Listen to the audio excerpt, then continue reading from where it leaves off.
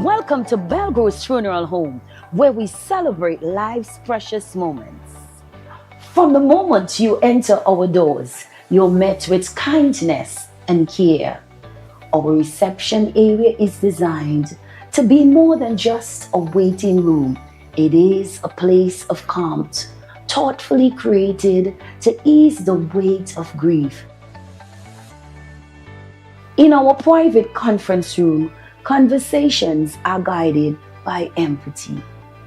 Here, our client experience coordinators sit beside you, not just across the table, to help plan a service that truly reflects your loved one's story.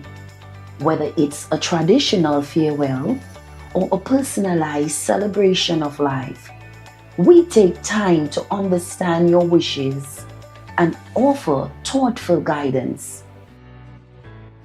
At the heart of our organization is a dedicated manager who ensures that everything runs smoothly, from the smallest detail to the final farewell. We understand that choosing a casket or a coffin is a deeply personal decision. In our selection room, we provide a calm, respectful environment where families can take their time and explore options that reflect their loved one's life, beliefs, and preference. Our spacious chapel is where memories are honored and lives are celebrated. Designed with serenity and warmth, it provides a welcoming space for families and friends to come together in reflection and remembrance. For families choosing cremation, we offer on-site professional cremation services in a setting that upholds dignity, peace, and confidentiality. Our crematorium offers a seamless and respectful alternative to traditional burial, giving families flexibility while maintaining the highest standard of care.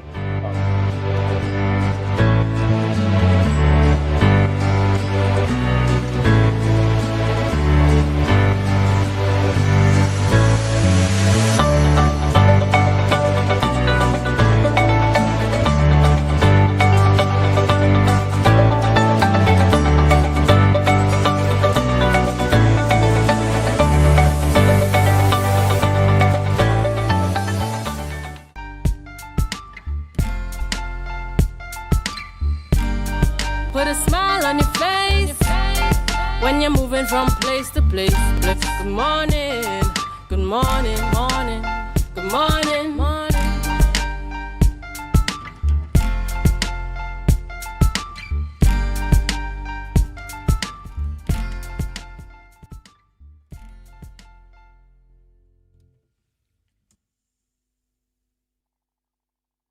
Good morning and welcome to the Tobago Updates Morning Show. Today is Thursday, September the 11th, and my name is Akinlabi Holder, and it's good to have you here with us this morning. Yes, I hope that you're up, you're ready, you said your prayers, you did a little stretching, maybe done some exercising, and you have your tea, your coffee, and you have your breakfast ready to go. We have a full day of activities, a full day of work to tackle, ladies and gentlemen. Yes, boys and girls, you have a full day of school as well. So I hope that you've said your prayers, you're ready to go, and we can tackle today. We have a lot of conversations to have this morning, a lot of exciting conversations. We have some variety in the show for you today. But before we get into any of that, we go to our news in 90 seconds. Thank you, Akinlabi. Here's your news in 90 seconds for Thursday, 11th September 2025. Marking the 24th anniversary of the 9/11 attack, Prime Minister Kamala Persad-Bissessar renewed Trinidad and Tobago's pledge to fight terrorism in all its form. In her 9/11 message, Persad-Bissessar honored the nearly 3,000 victims, including 14 Trinbagonians, and reaffirmed solidarity with the United States. She recalled her government's co-sponsorship of a 2014 UN resolution against foreign terrorist fighters, underscoring Trinidad and Tobago's commitment commitment to global security. Warning that terrorism in the region now manifests through narco trafficking, arms smuggling, and organized crime, she vowed to strengthen cooperation with international and regional partners. Prasad Bisesa pledged vigilance, resilience, and unwavering defense of citizens' values and future generations. Up next, Prime Minister Kamala Prasad Bisesa has vowed a tougher stance on trafficking and illegal immigration, announcing the deportation of 200 Venezuelans and upgrades to the Cedros Coast Guard base. She dismissed Colombian President Gustavo Petro's call to search for bodies from a U.S. naval strike, saying the resources will focus on border security. Backing the U.S.-led crackdown on drug cartels, Prasad Bisesa warned traffickers fuel violence and pledged stricter migrant monitoring under a firm policy. And finally, rising tensions between the U.S. and Venezuela are striking fears among Tobago's tourism stakeholders. Former Tobago Hotel and Tourism Association Vice President Carol Ann Bertrude James warned the island's peaceful image is at risk and calling for diplomacy to safeguard visitors' confidence, commerce, and security. In addition, the Tobago Chamber cautioned that even without war, travel advisors could slow bookings, cruise calls, and revenue. Tobago Business Chamber head Martin George suggested USTT Corporation could yield long-term energy benefits but doubt major tourism fallouts unless war erupts. And that was your news in 90 seconds. Thank you very much, Biana, for that news in 90 seconds. And we see there that the tensions between the United States and Venezuela is ramping up, and the neighbors are sort of getting involved. You know, we're letting our voices be heard. You heard the Colombian president calling on the Prime Minister, Honorable Kamala Prasad Bisesa, to help out, give some humanitarian aid in terms of recovering the bodies of those lost in that strike. And then the Prime Minister is responding by saying, well, we need to focus Trinidad and Tobago's resources on the things that impact Trinidad and Tobago. Is the Prime Minister right? Is she incorrect? Should she have extended a helping hand? We have varying views across social media. So, you know, this is always a thing for debate, but one thing is for sure is that the region is heating up. We haven't seen this kind of tension in the Southern Caribbean, or in the Caribbean for that matter of fact, in a long time. And then you see stakeholders, tourism stakeholders in Tobago, they're also raising concerns that the situation might scare tourists away and might further impact Tobago's tourism industry. And you know that Tobago, we've been doing some heavy work in trying to rebuild the sector, and something like this could really put a spoke in our wheel. And quite frankly, it's beyond our control, but we hope that cooler heads will prevail and that things will calm down and that the region could take a breath and we could prosper once again. All right, ladies and gentlemen, on a lighter side, we go to our birthday shout-outs. Yes, we head over to our birthday shout-outs. And at Tobago Updates, we like to celebrate with those who are celebrating with us. And first up on the list, Miss Aldencia Thomas. We say happy birthday to you, Aldencia Thomas. Happy birthday to you. God's richest blessings on your special day. We pray that your friends, your family, they support you and they give you that love and encouragement on your special day, and that you keep God close in everything you do. Happy birthday to you. Up next, we say happy birthday to Mr. Francis John. Looking very dapper there, sir. Happy birthday to you. Pray God's richest blessings to you. And we pray that the good Lord blesses you and keeps you, encourages you through this next coming year. And we say, Ruby James, happy birthday, Miss Ruby James. You know, you're really looking like a songstress there, you know, Miss James. Happy birthday to you. This is your special day. I know your friends, your family, your co-workers, you know, everybody's going to be there showing you with love and gifts and flowers and maybe, you know, maybe a little jewelry inside there or something. But we pray that you keep God at the forefront of all the things that you do, and everything that you set your heart to achieve in the next coming year, you will achieve it. And finally, we say happy birthday to Miss Makeda Charles. Happy birthday to you, Miss Makeda Charles. Yes, Today is your birthday. Jump, dance, celebrate. Yes, celebrate. Today is your day. You see another year. God has blessed you with another year. And we pray that you give him thanks and praise and that you reflect on all the blessings that you've received in your life thus far. Yes, ladies and gentlemen, so that was our birthday shout-outs, and we like to celebrate with those who are celebrating. So if you have any kind of celebration, a birthday, a wedding anniversary, a wedding, you're moving to a new job, whatever your celebration might be, share it with us here at Tobago Updates, and we will celebrate with you. Yes. So we're moving on the program, and this morning our conversations will circle around Mr. Peter Thomas, who is the chairman of the Anglican Education Board Management, and he's going to be talking about the Anglican Principals Conference in Tobago. And then we're going to have one Ms. Tamara Anderson, who is an agricultural officer 1 at State Lands Call on Estate, and she's going to be talking about Louisdon Nursery's Open Day. And finally, in our Women in Business segment, we're going to have one Ms. Kiefer Devines, who is the founder of Divine Solace Funeral Home. She's going to be talking everything about her business. So ladies and gentlemen, we have to go for a short break. We have bills to pay. We have things to pay for, yes. So we're going to take a short break. And when we come back, we will start our discussions. But do us a favor. Share the live, share the live, share the live. We'll be right back after these messages.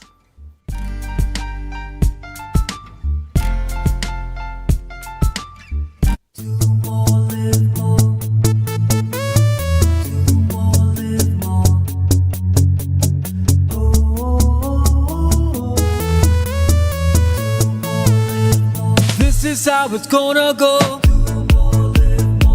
They better look up and low, 'cause this is your show, and everybody's gonna know. Say it to them once again. They better look up and low. This is your show, and everybody's gonna know. That's how it's gonna go. They better look up below, 'cause this is your show.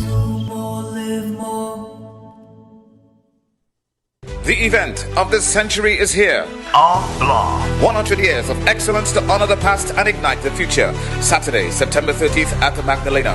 The Centennial Gala, hosted by Bishop's High School Tobago. An all-inclusive evening of entertainment, culinary delights, and timeless vibes. And at midnight, raise your glass as we welcome the next 100 years. Limited early bird tickets, $750. Secure yours at islandetickets.com. An all-white affair. One night, one century, one legacy. I send in a big, big, big, big dirty bun for you. Better than them. And I have a big, big, big, big dirty plan for you. So you better door run.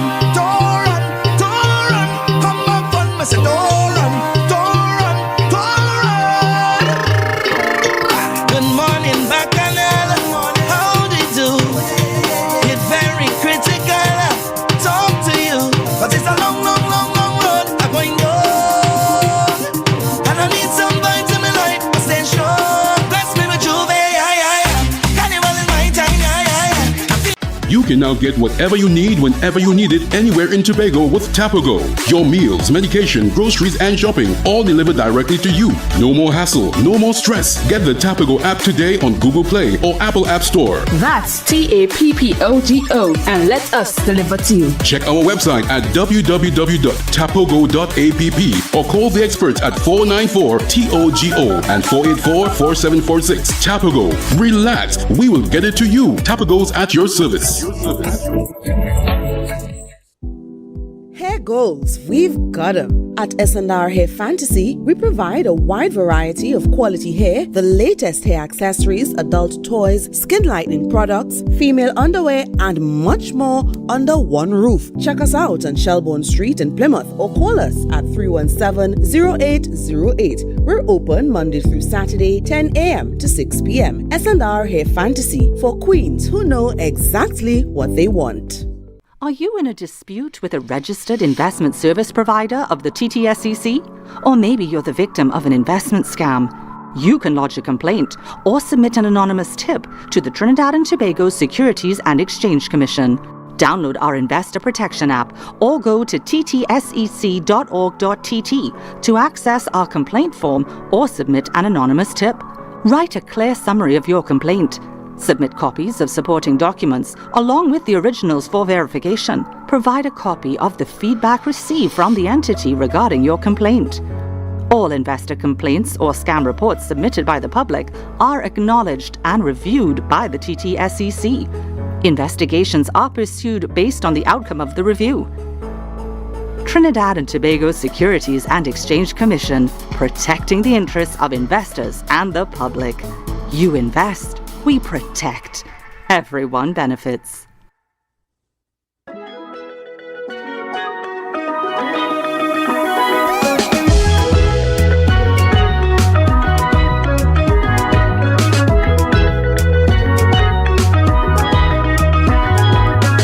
Today, the man dung in a pillar or he dung in a soup, you know what I mean? Pretty. It or sing it, pretty here, it's simple. I am going to sing or try to, because I'm not a singer, sing piece of a song. You have to complete it, you have to give us the lyrics. So if you're not a singer, right? I bet me in here.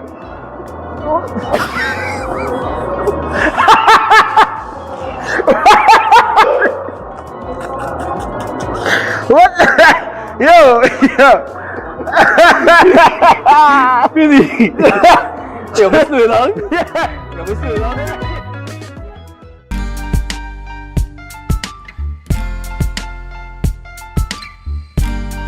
Put a smile on your face when you're moving from place to place. Good morning, good morning, morning, good morning, morning.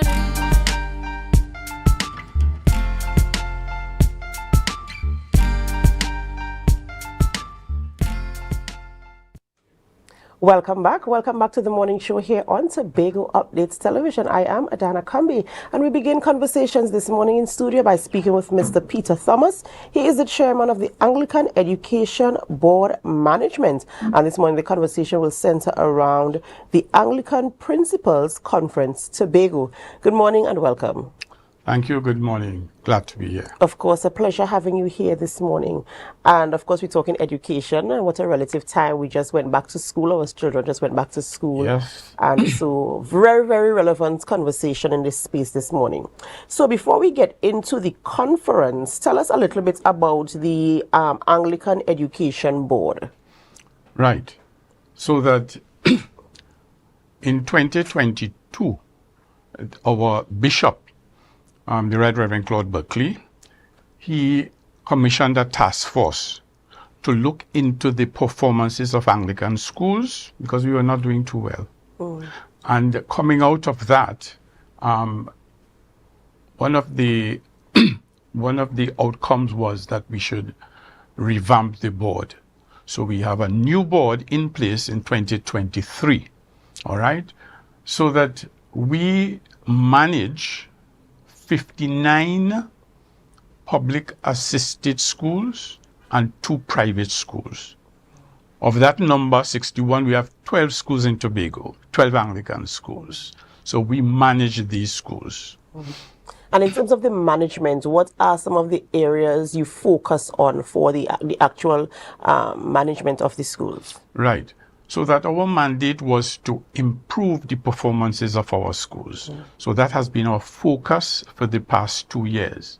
So that we would have had, this is our 3rd annual Principals Conference.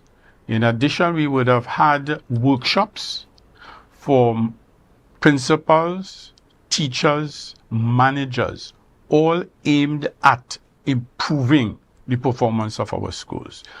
And we have had some good results. This year, our performance improved over last year. And we are hoping that next year, it will improve over this year. So we are on target. Okay, and just tell us, Mr. Thomas, about the conference itself. Now let's delve into the conference a bit. What are some of the things that you'll discuss in this conference? You said this was the 3rd year. Right. So this year's conference is a sequel from last year's conference. Last year we dealt with the theme, becoming a trauma-informed school leader. This year, our theme is Leading with Heart, Emotional Intelligence as the Key to Effective Leadership. So what we are trying to do is to get our principals on board with emotional intelligence, because you cannot divorce emotional intelligence from effective leadership. So today's conference is today and tomorrow down at the Nutrition Center. This would be facilitated by Dr. Shula Waldron Joseph. She's the principal of Bethesda Government School. She has a PhD in educational leadership and educational administration, and she would be facilitating this discussion. We need to focus on EI because we believe that EI is more important than any of the other I's you could think about, IQ and all of that. All right? What we are aiming to do is to create healthy and holistic Anglican schools. So today that will be our focus, and then we'll break up the principals into 4 groups and let them discuss some case studies coming out of the presentation. And then they come back in plenary to report. So you said you want to focus on emotional intelligence, but what are some of the issues you saw coming out of the Anglican schools due to a lack of that emotional intelligence in the leadership? Well, it's not only in Anglican schools, but we are focusing on Anglican schools, because you would know that EI has to do with the ability to recognize, to understand, and to manage and to influence your own emotions and those of others. So in all the schools, you would have teachers, children, parents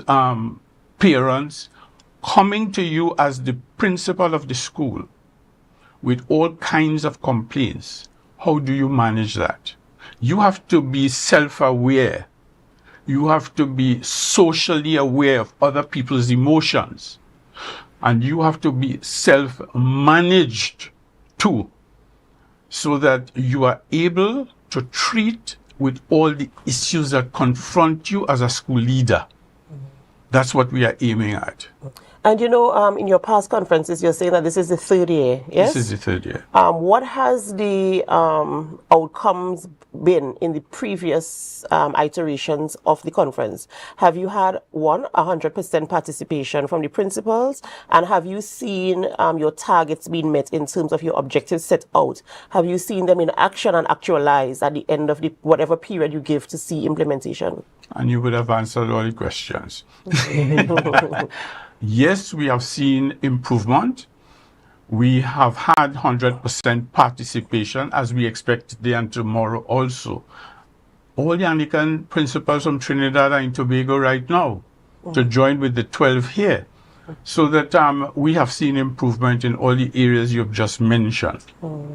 Right. And so you're looking forward to the same type of, buy-in, the same type of participation, and of course, the outcomes you're hoping for this year as well. That is correct. After today and tomorrow, we expect our school leaders to be in a better position to identify their own emotions, those of others, and be able to manage those behaviors. And coming out of today, because it's just today and tomorrow, so it's a 2-day conference. Will there be any type of follow-up throughout the, I'm not sure if it's an annual thing, will there be follow-up throughout the year? Will there be markers to indicate, okay, at the end of the first quarter, how are we doing? How are you going to manage the actual rollout throughout the school term? Again, you have answered your own question, because during October and November, the board will be meeting with all the principals in regions. We have 4 regions in the Anglican diocese. We have Northeast, Northwest, and South in Trinidad and Tobago region. So the follow-up to today's conference and tomorrow's is to meet with the principals in their regions and to get feedback on what they have done coming out of the conference. Okay. And in terms of, I know we're going back again to the first 2 years that you've had and I think you would have mentioned in terms of you saw some growth in the performance of the schools. Can you just speak to us in terms of what that growth looked like? Well, you know, in Trinidad and Tobago, unfortunately, success is measured by SEA results, but it is not the only criterion by which you measure success. So that what we have to go on now is improvement in the SEA outcomes last year and this year. That's what we're going on. And we have had less or fewer complaints from principals about those traumatic situations in schools, because as I said, last year's conference dealt with becoming an informed traumatic leader. So they have all the tools to manage trauma. School can be a very traumatic place, you know that. Yes. What we did last year was to give the principals the tools to be aware of all the different traumas and how you treat with them. And we are seeing results by fewer and fewer complaints about what is happening in the school. Yeah, that was the next follow-up question I was going to ask in terms of in the backdrop of, you know, police officers being stationed at schools and there are issues with violence in schools sometimes. I'm not sure if the Anglican schools suffer from that levels of violence, but in terms of student conduct, you know, there would have been an improvement, and you would have stated that, you know, there was an improvement in student conduct, and I guess that bodes well for the school in its as a whole, for the schools and also for, you know, society, because the schools pump out as well-rounded persons for society as possible. So it's really good to hear that the schools are really making an improvement in building on those students. And not only that, if I can add, it's also commendable to see that the board has taken that approach in terms of equipping. I know the Division of Education does the same in terms of equipping teachers when they're entering into a new school term with whatever is relevant at the point in time. I've been able to assess the needs of the school right now and providing that measure of support. So I do hope, as it is customary, that you have 100% participation, and of course that you are able to see the measurable outcomes, whether it be in SEA or even behavior, even in communication with the students and the teachers, you know, that I hope you are able to see those things at the end of the conference, and as you continue to measure the growth and success of the Anglican schools here in Trinidad and Tobago, and also in the Tobago instance. Mr. Thomas, is there anything else you'd like to share in closing? Well, I can't leave here without thanking two entities for their support for our conference. The THA. The THA has assisted us in sponsorship for the venue where we are at, transportation of principals from the airport and from the seaport, and they are assisting with the ICT also down at the center. And the Tobago Tourism Agency, they have also assisted us. So I want to say a big thank you to those two entities and to all the other persons who have supported us. So today we deal with that theme I spoke about, and tomorrow we really deal with professional development. So it's a 2-day thing. All right. So thank you for having me. Of course, a pleasure having you on set this morning and going through that conversation with us. Ladies and gentlemen, we've been speaking with Mr. Peter Thomas. He is the chairman of the Anglican Education Board Management, and we're talking about Anglican Principals Conference starting today and culminating tomorrow as they get into the nitty-gritty of what is required to run a successful school in Trinidad and Tobago. We have to go for a short break before we continue conversations in studio, and as we go, we invite you to help us. Share the live, share the live, share the live. We'll be right back.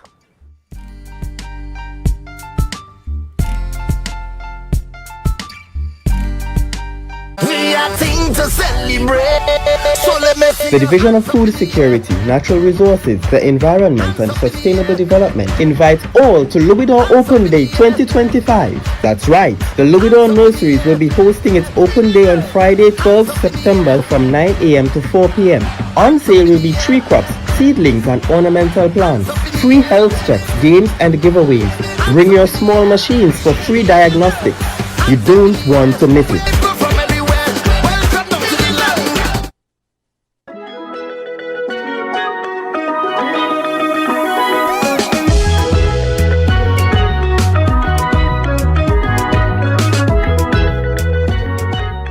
Take your shot with Junior K. Always with the introductions, as you see. And of course, we're on television. You big up to my boy Saki. We just complete. I saw that. So we didn't have a choice. We had to call it. Good.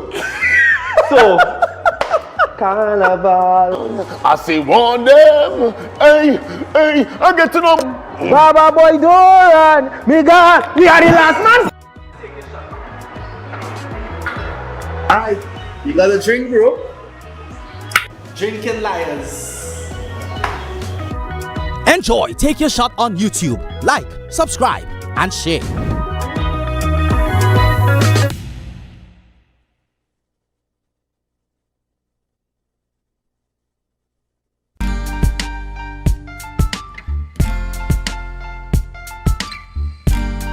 Put a smile on your face when you're moving from place to place. Good morning, good morning, morning, good morning, morning.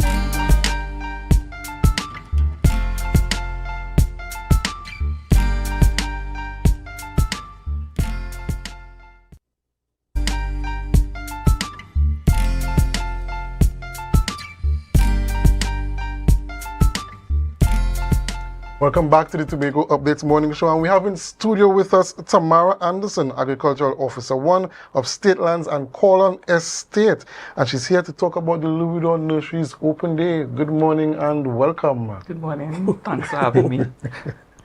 Yes, so we're talking about Louisdor Nurseries. Firstly, just tell the public what the Louisdor Nurseries is about before we get into the Open Day. Okay, so Louisdor Nurseries is a compartment in the department or the Division of Food Security, and we are responsible for delivering healthy planting material for the general public, farmers, householders, and our whole. So that's basically our role in the department. Okay, and let's get into the Open Day. What could persons expect from the Open Day? What is it really about? Okay, so right now the excitement is building, the anticipation is building for the biggest agriculture event in the island, which is World Food Day, as we normally have each year.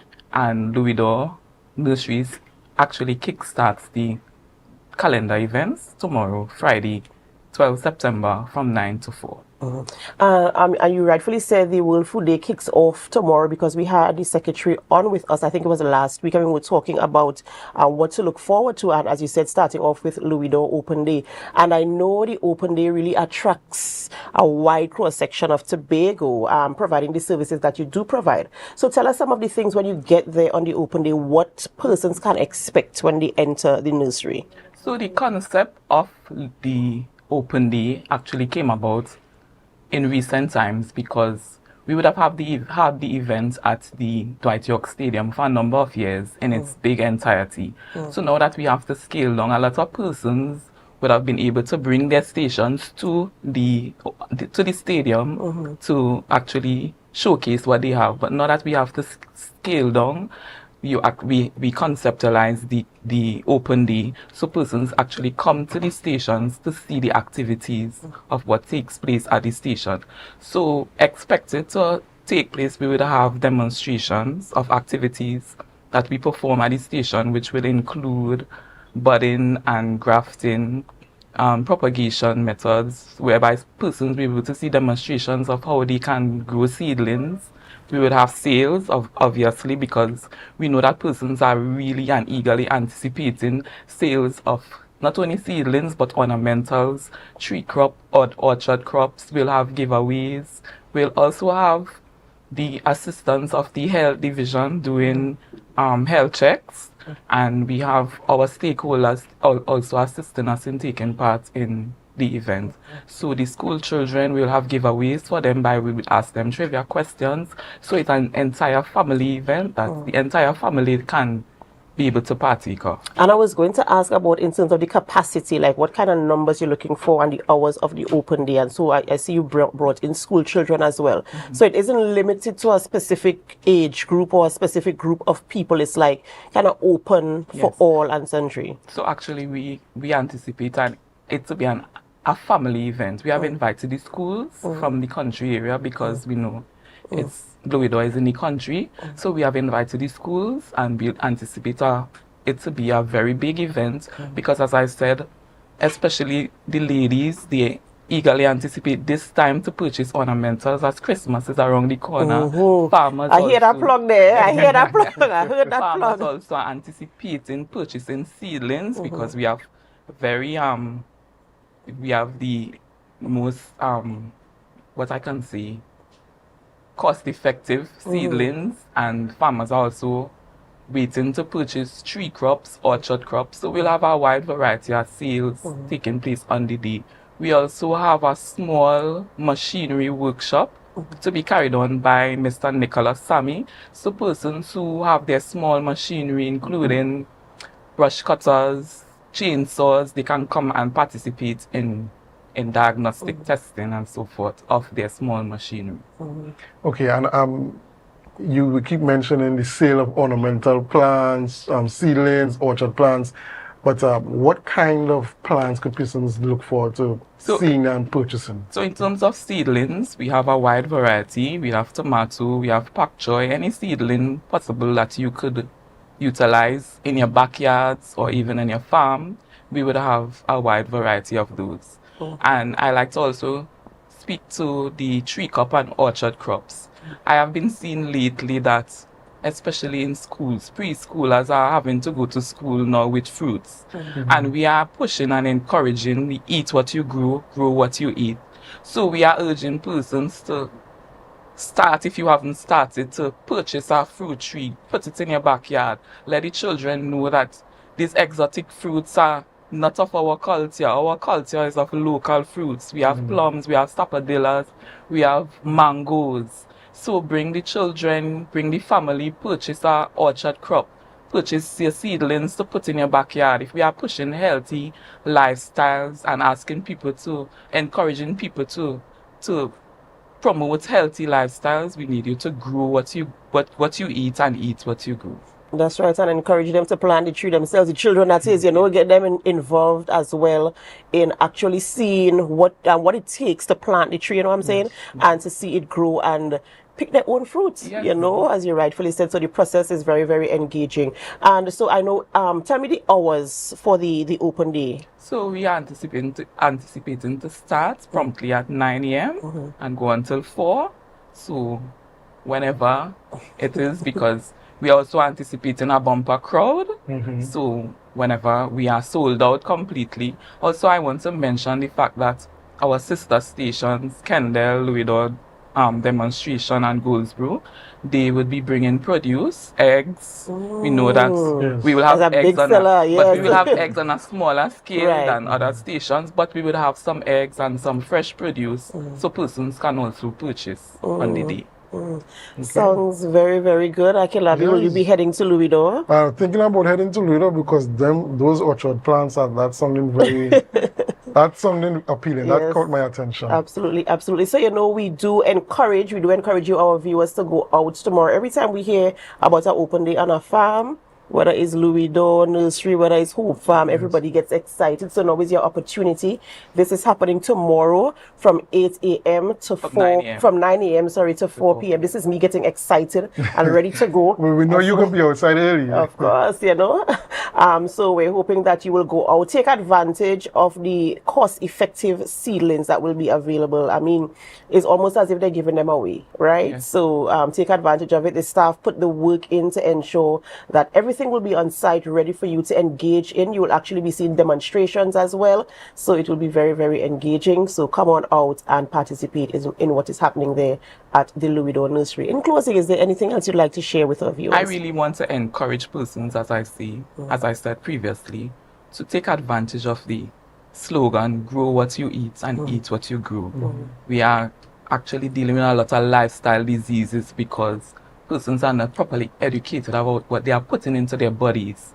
So I'm urging persons to come out and see what the division has to showcase in terms of what you can plant, what you can eat. There's so many things we can just put even in, if you don't have a large space that you can put on the ground. So come and see what we have to offer.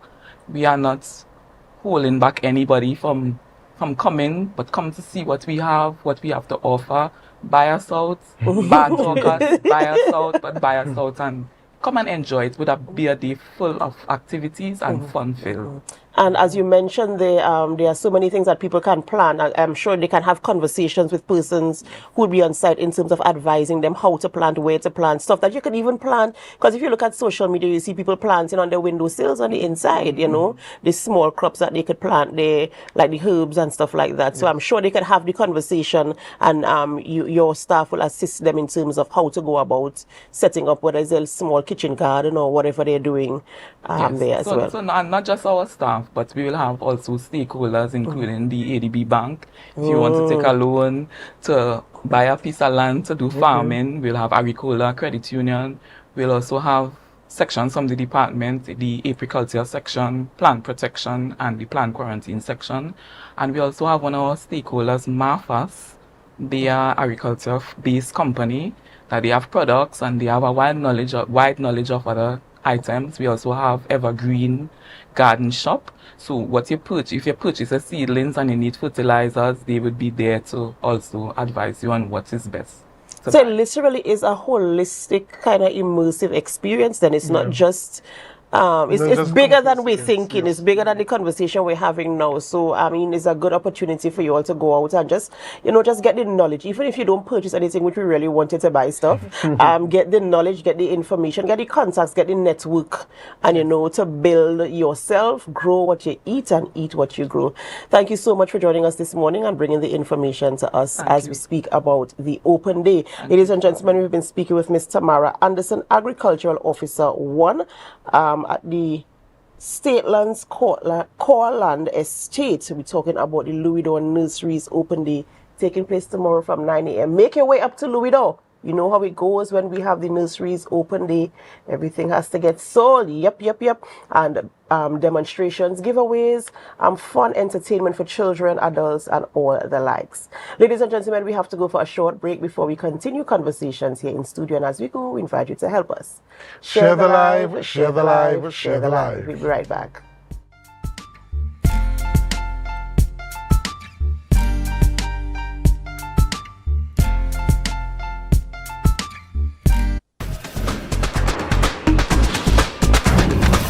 With Flow Business's new smart solutions powered by super fast, reliable broadband, you'll feel like there are more versions of you working for you.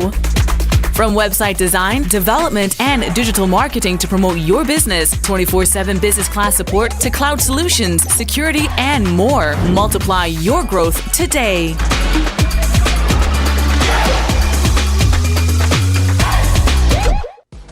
Tobago Updates Television recognizes women in business. Every Thursday morning on The Morning Show, we engage with women-owned and operated businesses from right here in Tobago. We'll discover these women, their businesses, what inspired their business, their highs and their lows, and their encouragement to you. Join me, your host, Adana Kambi, this and every Thursday on The Morning Show from 7:40 a.m. as we celebrate and encourage women in business.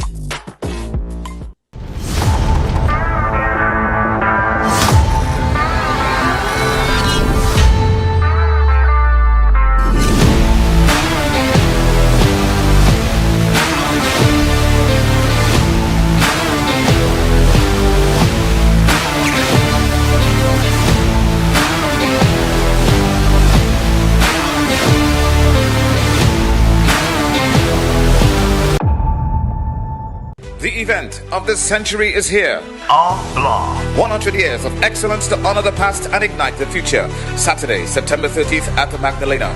The Centennial Gala, hosted by Bishop's High School, Tobago. An all-inclusive evening of entertainment, culinary delights, and timeless vibes. And at midnight, raise your glass as we welcome the next 100 years. Limited early bird tickets, $750. Secure yours at islandetickets.com. An all-white affair. One night, one century, one legacy. That's essentially the main catalyst which drove Frenzy Mass. I mean, all of us would have done a lot of things together. And this was just the next step now, evolution. We lime, we party. So why don't we take all of that and bring it into Tobago, into a form of mass where we could go on Gallivant and do the same thing where other people could see what we do it on a bigger stage. But at this point in time, I think Frenzy is important to me. So I decided to put some energies there. It's our first year Tobago Carnival. You know, we now partner with Iconic Mass. And it's our first time, so I felt like, yeah, just see, come and really stamp your name and make that presence from the mass side of things. So that's the vibe, Frenzy Mass. Really excited for Tobago this year. Love to see the girl bend over.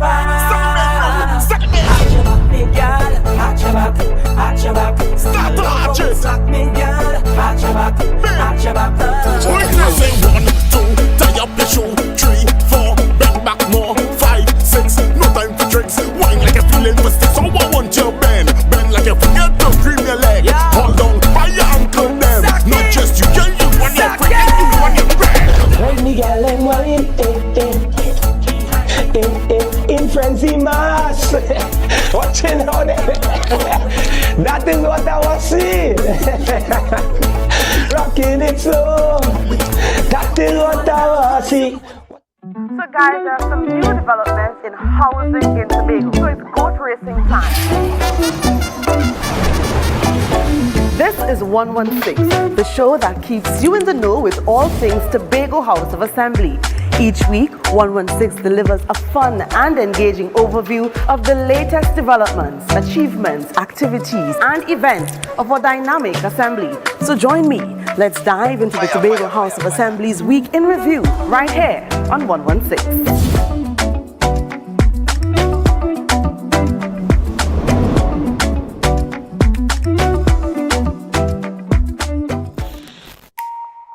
Want to get better? Where to start? What kind of exercise to do?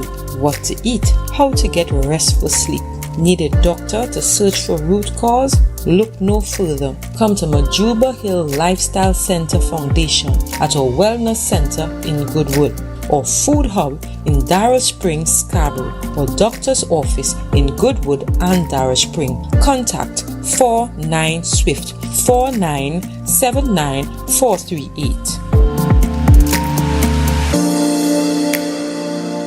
Coconut's Cafe, the buffet restaurant that specializes in all your tasty local dishes. For breakfast and for lunch. Breakfast includes coconut bake and sada roti, served with chokers, bull joil, and sausages in tomato sauce. Not forgetting beef and cheese pies, shepherd's pie, macaroni pie, and rice in various styles. Meat served in a variety of flavors, garden salads, and pasta salads. All this accompanied by fruit juices, coconut water, your choice of a great combination to appease your taste buds. So call us today to order, as we are here to accommodate your busy schedules or if you are having a cooking day off.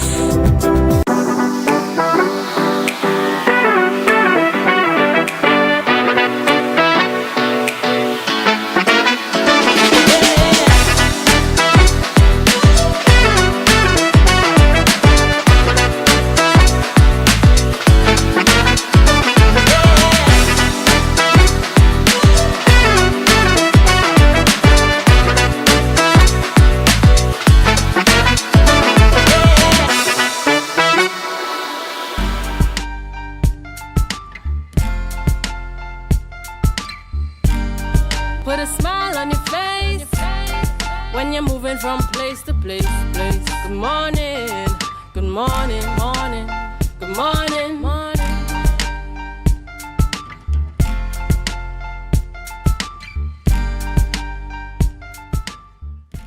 Welcome back to the morning show here on Tobago Updates Television, and thank you so much for staying with us. We continue conversations this morning in studio, and we speak with Miss Kiefer Devine. She is the founder of Divine Solace Funeral Home. This is our Woman in Business segment. Good morning and welcome. Good morning, and thanks for having me, and also good morning to the online viewership. Of course, a pleasure having you in studio, and it really is, it brings me good pleasure to have conversations in this segment as we talk to women in business, talking about, the startup of your business and stuff like that. So we're going to go through the conversation this morning, and a very unique business indeed you are the founder of. When we talk about, well, first of all, I want you to tell your story, because some people might be asking, do I really want to get into that type of business? So I want you to tell us a little bit about your business and what was the thing that made you decide, I think I could fill a gap in the market where this is concerned. All right. So firstly, I must say my mom, Diane Devine's empty. She's not here, but she is also the other partner in the business. So it's actually me and her. I could remember as far as high school, she always sort of pushed me, Kiefer, let's do something. What can we, build a family name, build a legacy by doing? And I said, Mom, let's open a funeral home. And she was like, the usual taboo, as expected. And she was, I would say, against it. So fast forward in 2020 or 2021 or so, I'm not sure, sometimes when things just align so perfectly that it sort of propels you in a direction. We would have started by caskets. So we had some caskets for sale and so on, imported, very luxurious and everything. But those caskets did not sell. So we were, okay, we have X amount of caskets in hand. What do we do? They cannot spoil. So having that drive and that motivation, and me and my mom sort of has the same sort of ambition. We said, listen, this might be the time. We may have to go full in. Now, to see that someone like my mom, who was totally against it, she loves it. She loves it for today. And I say, Mom, look at that, huh? The same person who was against the idea. But everything that sort of aligned. At one point in time, I met someone on the boat going to Trinidad who owned a funeral home in Trinidad, and we started to converse and so on. And he said, I'll start a funeral home. I'll come and guide you. Because those caskets, I saw your email, because I emailed all the funeral homes throughout Trinidad and Tobago, advertising these caskets, and almost none replied. Probably one person replied, right? So he said, I saw your email, and those caskets, they wouldn't sell. We have so much caskets companies in Trinidad. He said, go into a funeral home, I'll come and I'll guide you all. And we had an area, we had a storage from before with a previous business that my mom's husband wanted to get into. So everything that sort of aligned so perfectly, and there it was. And from the time we started, when we saw the comfort that we bring to families, there was no turning back. It's really fulfilling to know that you can help somebody at their lowest point in life, yeah? But we're talking, I want to go back a little bit, because you said initially you had the idea and your mom was like, and then fast forward to 2021. The very first time the idea came to you, what inspired it? What was the thing you saw or felt or didn't see that you thought you could bring to this space that said, I think a funeral home is a good idea? All right. So my grandfather would have passed, I think it was in 2003. And my mom would have given the funeral home specific instructions in terms of how to groom him. And they would have sort of done their own thing. And up to this day, she always speaks about that. They removed his mustache, and she took it so personally. So we saw, one, the overpricing of funerals in the Tobago space. Two, the lack of professionalism. And three, the lack of professionalism as it pertains to low-budget funerals. So you usually see that high standard when persons spend a sizable amount of funds. But for those families who cannot afford something extravagant, they usually get, I would say, below par standard. So we saw that gap and we were like, okay, we can fix that. So with us, whether you spend or whether you take the smallest package or the lowest package, or you spend a little bit more, barely anybody would be able to tell the difference, because our presentation, professionalism, standard, everything remains the same. So we saw that gap there. So it's a personal experience that, of course, opened her heart. And you're talking about your mom now loving.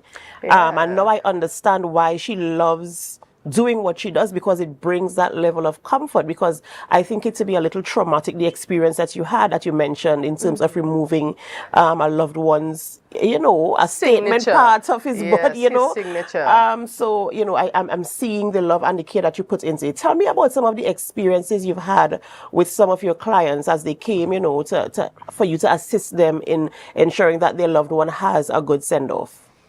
All right, well, for one, our culture is not one where persons prepare adequately for death by way of whether it be of insurance or savings or so on. So my major focus or area where I help persons would be in terms of finances.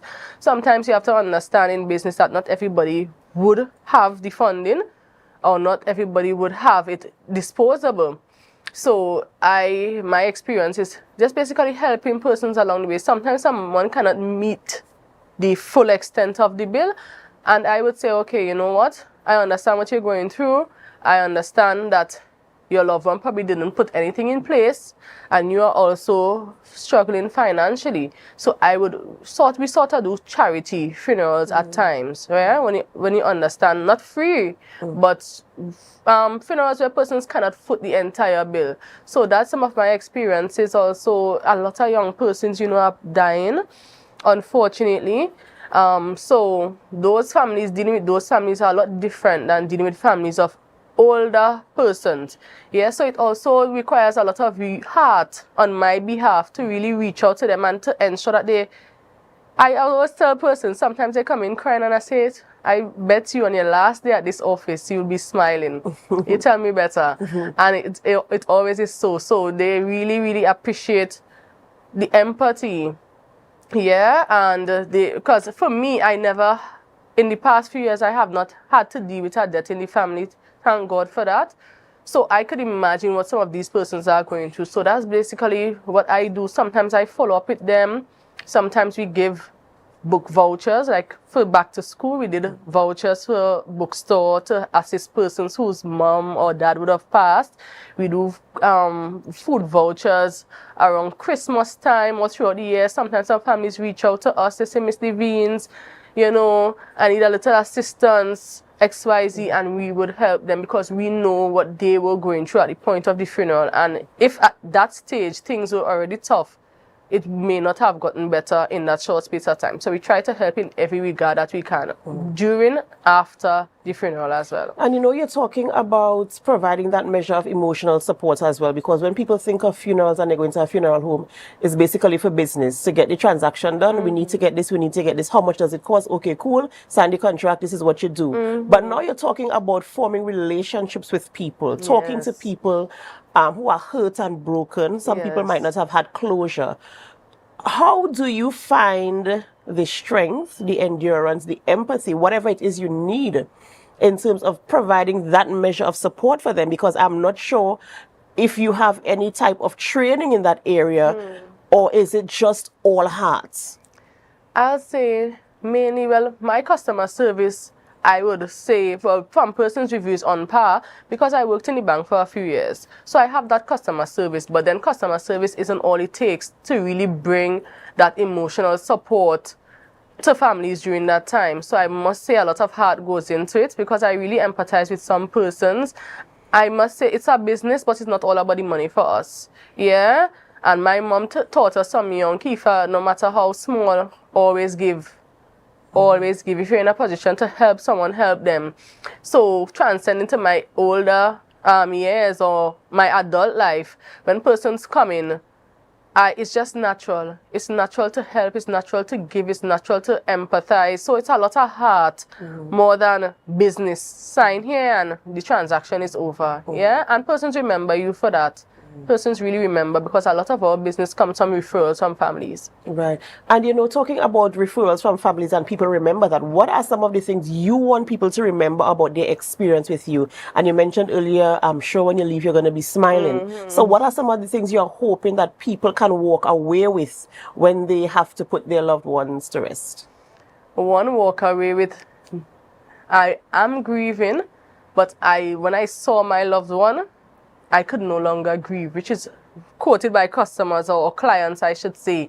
Yeah, two, that they were experiencing such a tough time, and this one individual from a business, not even a family member or a friend, because you expect that level of support from your friends or the persons around you. This one person at the funeral home of all places kept on checking in with me, ensuring that I was okay. When I come to the office, she would ensure that, yes, you're going through this emotional stage in your life, but I really care and I will continue checking in with you. So in some cases, we would have also referred some clients to grief counseling, where they can get that extra support if they need to. So that's something that we also offer. It's a paid service, but sometimes where we see the need, we would ask persons if they are open to the idea, and we would refer them, and the funeral home would foot the bill.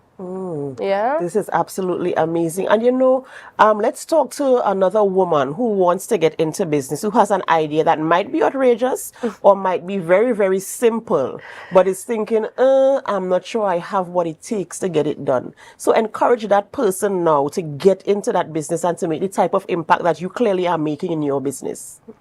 All right, what I must say is that if it is your heart is not in it, it's not a business that you should go into, right? Ensure that you really love it and it's not all about what the finances would look at the end of the day.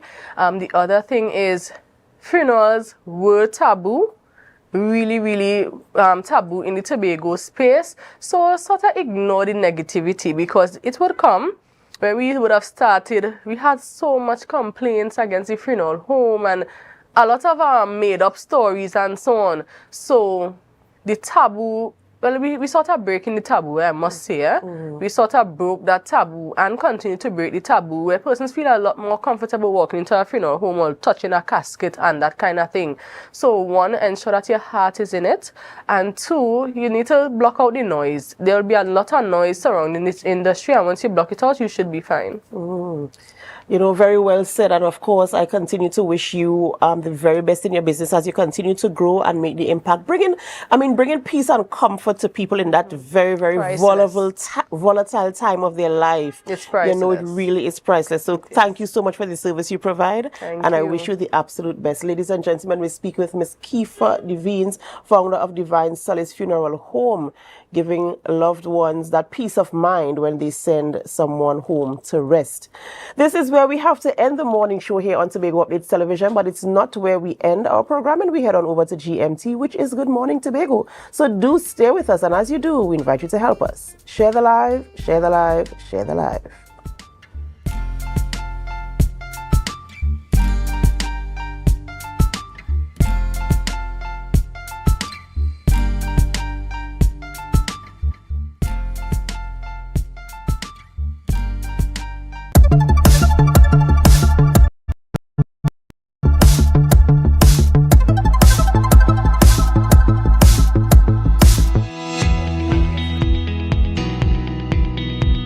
I just want to give first thanks to God for health and strength and for delivering me from the place I was in 18 years ago. And I just want to say that this program really inspired me a lot, right? Because I started writing some songs they call gospel. And believe me, I like to share one or two with you all, but maybe I could just share one. It goes like this. God moved in a mysterious way. While we wonder, He performed. Hallelujah. God moved in a mysterious way. While we wonder, He performed. So keep on wondering, wondering, and let God perform. Keep on wondering, wondering, He can calm the storm. Hallelujah. Believe me, I just want to say thanks be to God and for His encouragement that I can move forward. This is the voice of a changed man that vowed never to return to the life he once had.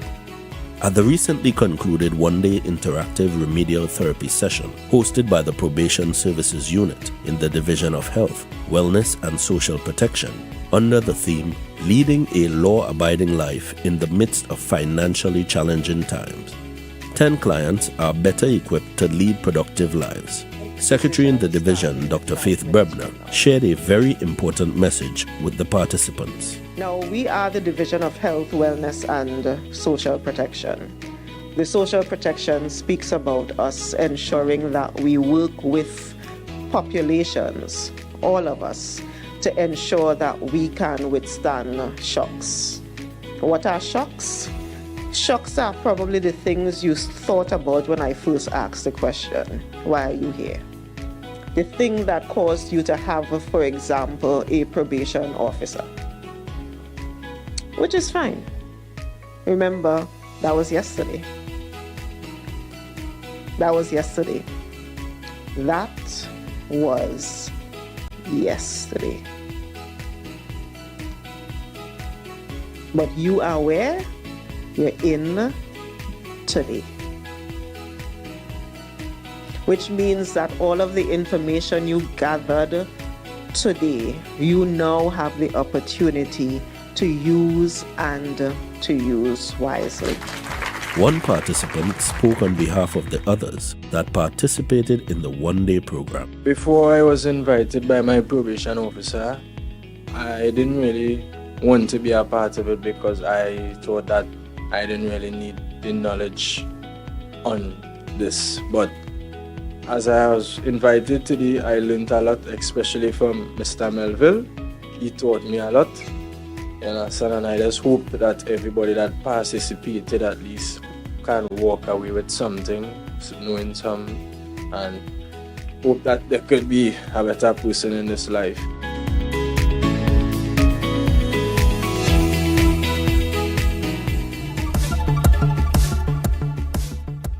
That was a production of the Department of Information, Office of the Chief Secretary, Tobago House of Assembly.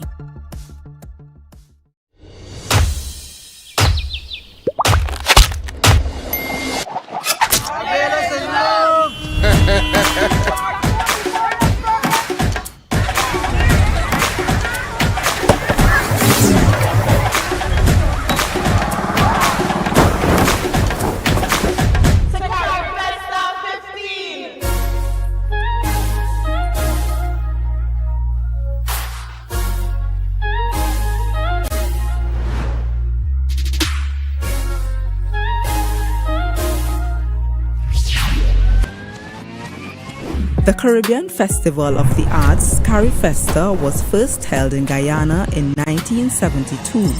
This year, the 15th edition of the festival is taking place over a 10-day period in Barbados with a variety of events, including concerts, theatre performances, art exhibitions, and a youth village, all under the theme Caribbean Roots, Global Excellence.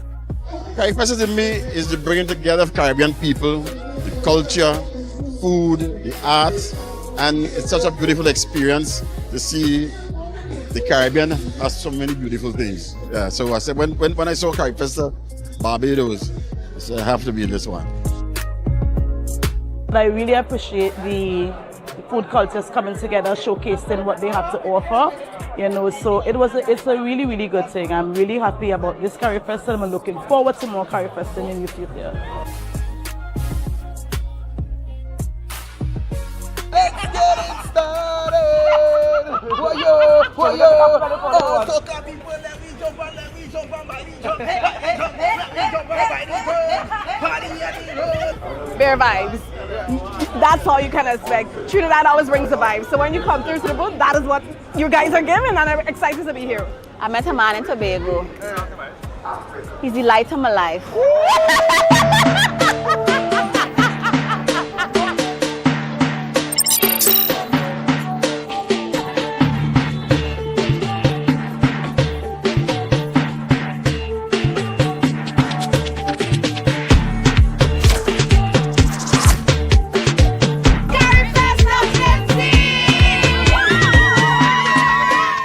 It's amazing. It's really amazing to see all the countries bring out all their culture form and art form and dancing and singing. I'm really enjoying it so far. Because it's the same dance steps that we have in Tobago, it's just that them do it in a different way. I didn't understand the true meaning behind Carifesta. It's to connect with your roots and hence change yourself and our society for the better. That's the whole purpose of it.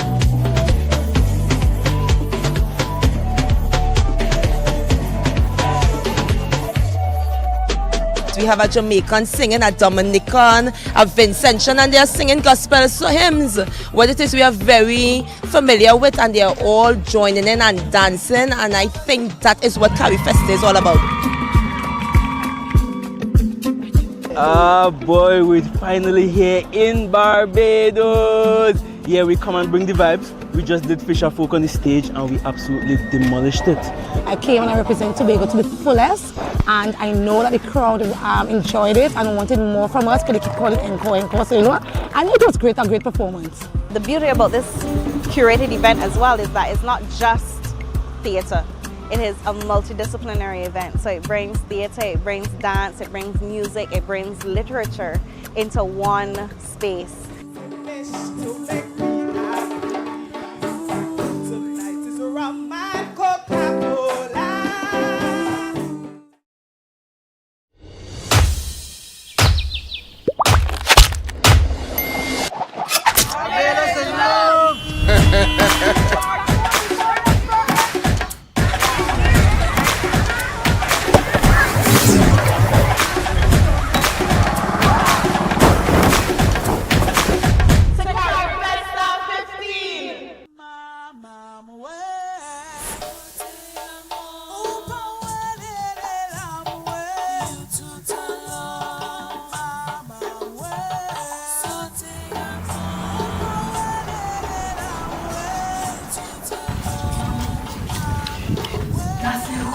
Come on, the show starts.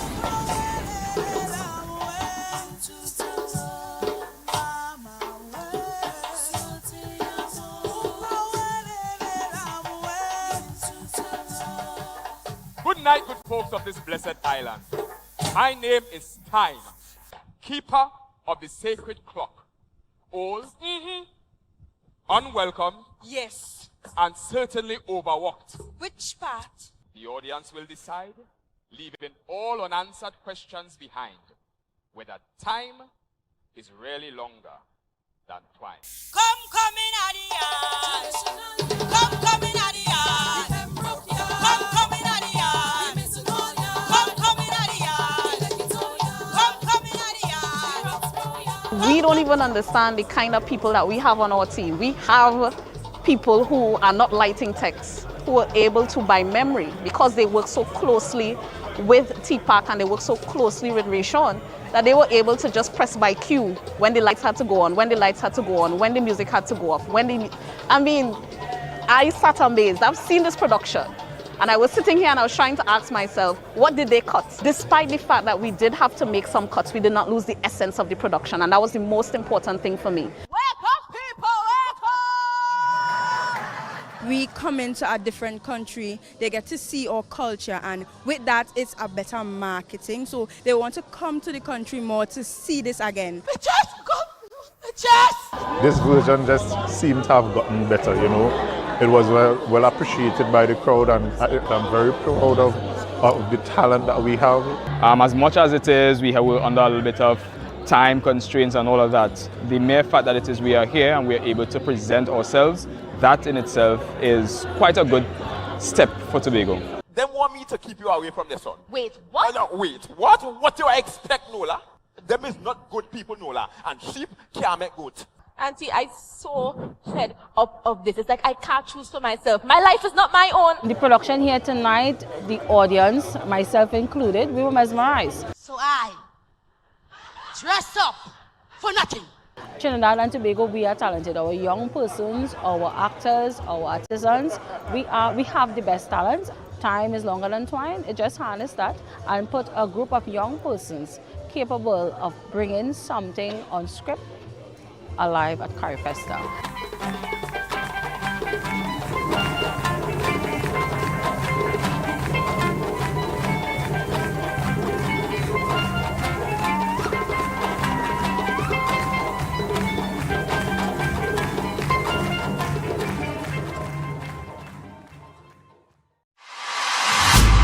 Cross any ocean to find it.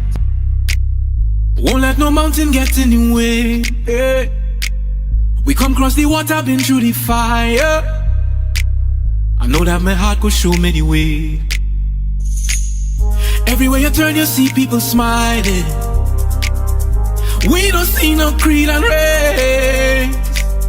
I don't want nobody tell me about leaving.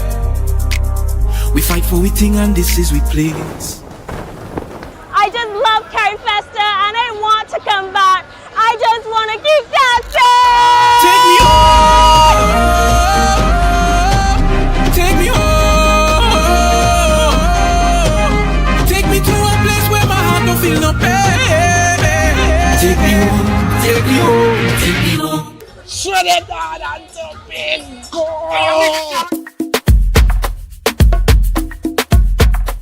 Carrie Festa is a synergy of culture, is a synergy of love and vibrant energy. You can see how similar all the islands are. Many times tonight on stage, tears came to my eye. It warms my heart that every aspect of our culture was covered tonight. That is a beautiful thing. Imagine the steel pan in the back, the tassa here, the African drums here, a chutney singer here, a calypso in here, a soca artist here. You cannot top that, and it shows that we are rich in culture, we are rich in spirit, and we are rich in vibes, and I love my country. When that feeling starts, it goes nowhere. Do you know what time? Come on, just move your hips so. People came here to hear different cultures, the sound, look, food, fashion. So I think everybody received it very well. I enjoyed myself. I had a time. You understand? Trinidad and Tobago. I'm from Barbados and I love Carrie Festa. You should enjoy Carrie Festa just like me.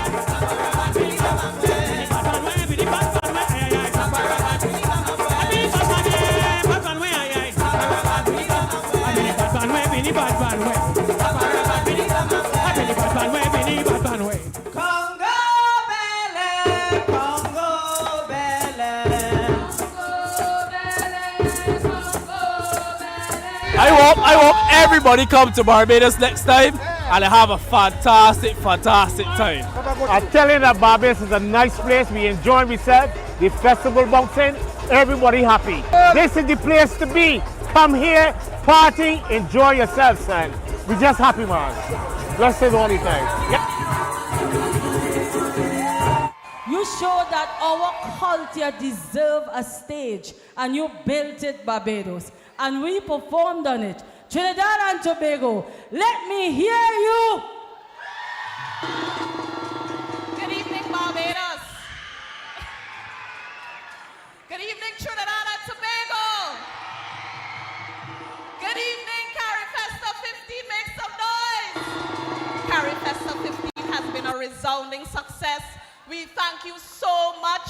We had such a great time, and I think it's time for us to get back to the party.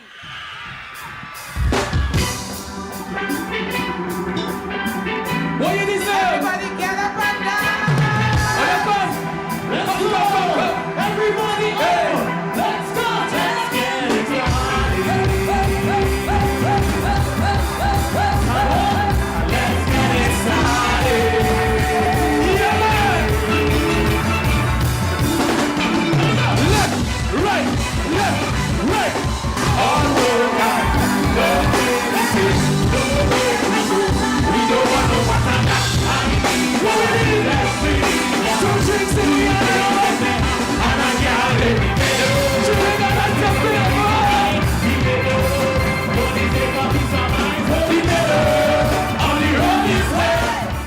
It was a really good show. I think it was one of the best ones so far for the whole Carrie Festa. Trinidad and Tobago.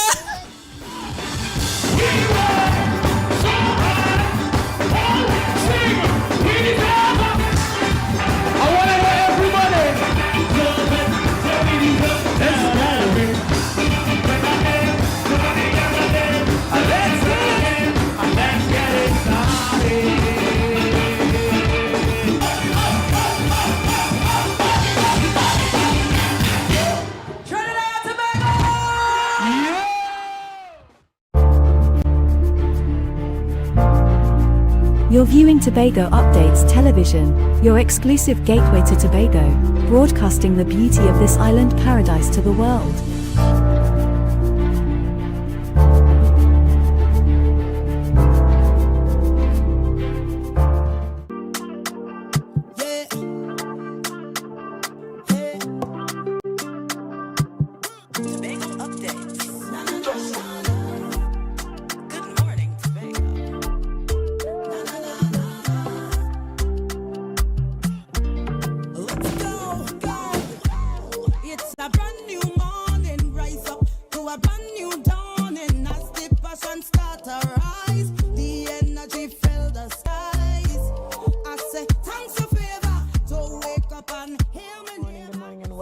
Good morning, Tobago, right here on Tobago Updates. I am your host, Chanel Felix.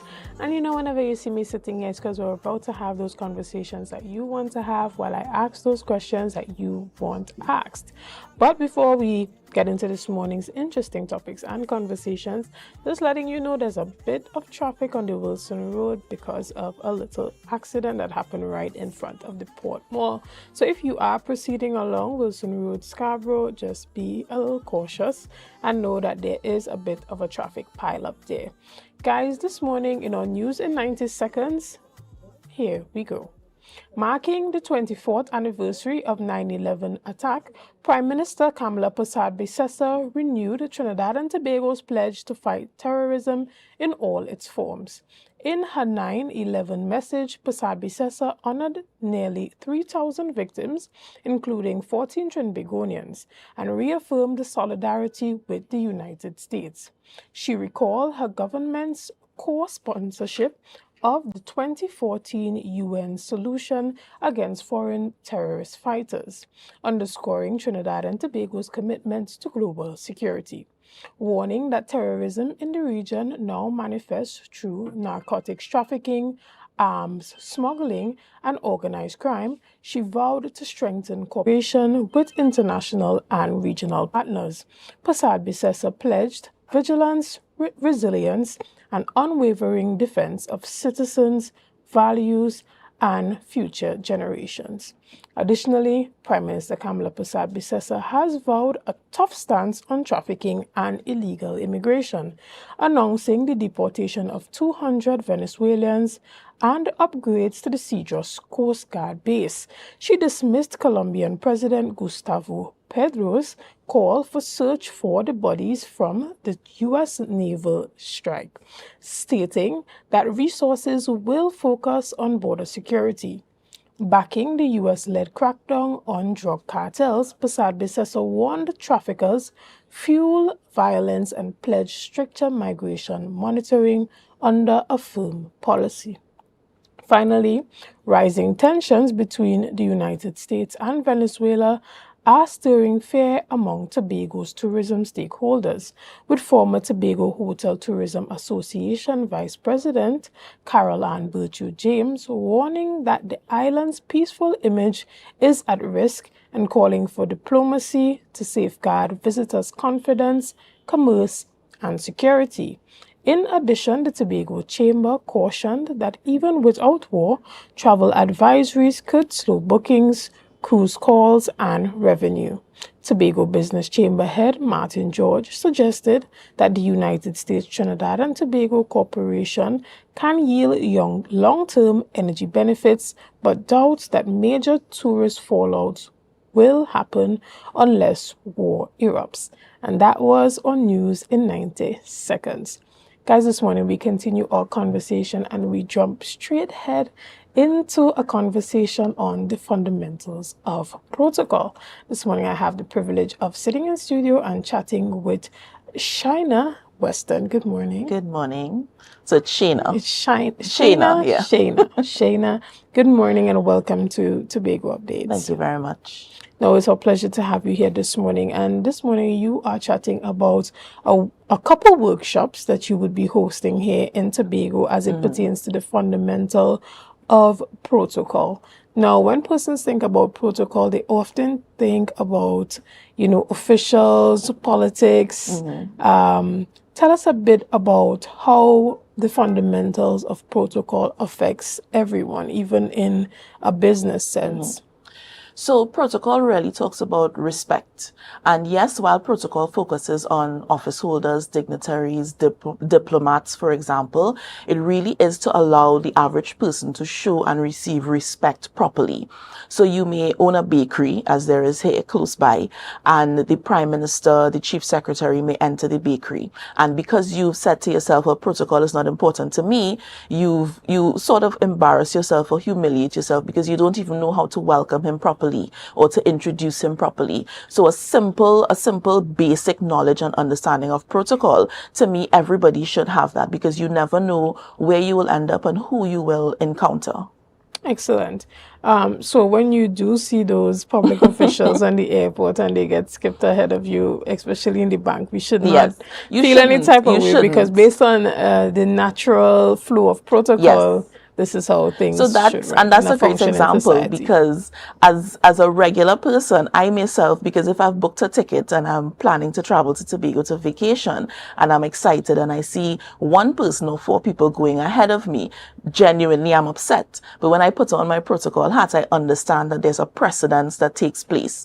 So I am lower in the scale of things when it comes to the Chief Secretary, the Prime Minister, the President. So they have to be allowed to go ahead of me while I either remain and take another flight, or I go after they've been seated or escorted to where they have to go.